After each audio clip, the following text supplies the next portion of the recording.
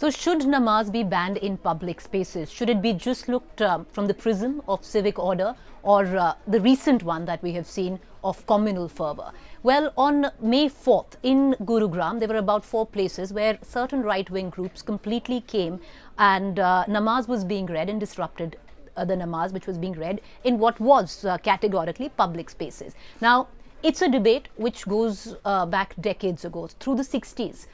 It's always been contended whether or not namaz needs to be read in public spaces. Once again, coming back to the core issue, should it just be looked at something of public spaces which belong to the citizens, and no festival, no prayer should be allowed there? And if so, then why just subject it to namaz? Why just subject it to one particular religion? Why not have it across the board? So if namaz is not going to be read in public spaces, then let's not have the kavariyas, the bhandaras, the jagratas. That has been the bone of contention. But what completely made it explode into political domain was what the Chief Minister of Haryana, Mr. Khattar, said, reacting at the back, where ideally for an administrator of a state, he should have come out and possibly criticized what went down, because the public disruption of namaz at that point of time, it could have been handled better. But what he turned around and said was that namaz needs to be now read only in either your house or an Eidgah or a mosque.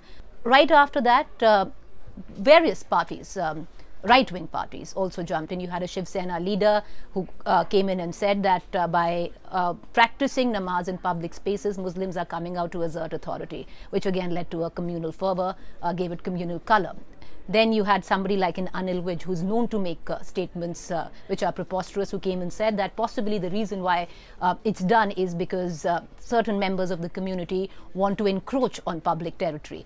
Now, there is a case and example of that, because let's go back, a throwback to 2013. Not many of us are familiar with that case, but to remind you on what happened with Durga Shakti Nagpal, where an upright IAS officer was actually suspended because what she did was take down a wall which was encroached by a community which belonged to a wall, an area which was encroached in terms of a mosque, and she broke down that wall.